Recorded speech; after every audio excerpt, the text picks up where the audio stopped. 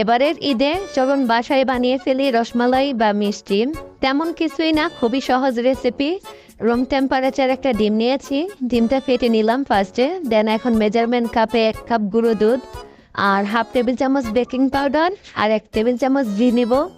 এখন এই 3টা জিনিস আমি খুব ভালো করে মেখে নিব একসাথে। মেখে নিয়ে আমি ফেটানো ডিমটা এটার মধ্যে দিয়ে আরও একটু সুন্দর করে আলতো আলতো করে মেখে নিব। ডোটাকে একদম শক্ত করে ফেলবো না, আর এটা একদম মসৃণও করবো না। আলতো আলতো করে মেখে জাস্ট আমি রেখে দিব 5 মিনিটের জন্য। 5 মিনিট পর আবার চলে আসতেছি। 5 মিনিটের মধ্যে আমি এখানে দুধ জ্বালিয়ে নিয়েছি, এখানে 2টো এলাচ দিয়েছি, পরিমাণ মতো চিনি দিয়েছি। এখন আমি ছোট ছোট মিষ্টি বানিয়ে নিব। তো আমি একটু বড়ই বানিয়েছি, আপনারা এর থেকে আরো ছোট বানাতে পারবেন, সেক্ষেত্রে আরো অনেকগুলো হবে, কারণ এটা কিন্তু বড় বড় হয়ে যাবে দুধে দিলে। তো যখন মিষ্টিগুলো বেশি থাকবে, ভাববেন যে আপনাদের মিষ্টিটা পারফেক্ট হয়েছে, দেন সারা রাত রেখে পরের দিন সার্ভ করবেন। থ্যাংক ইউ, আল্লাহ হাফেজ।